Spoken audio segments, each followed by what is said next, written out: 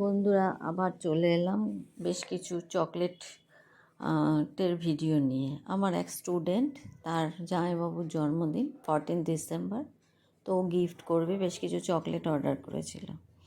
এখানে আমি ভ্যারাইটি টাইপের চকলেট করেছি, প্রত্যেকটা আলাদা আলাদা ধরনের চকলেট।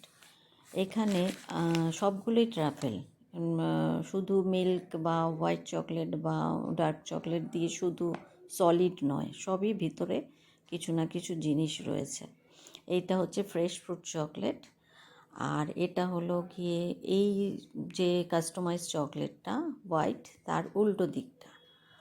আর ফ্রেশ ফ্রুট চকলেট এগুলোকে প্যাকিং করে রেডি হয়ে গেল।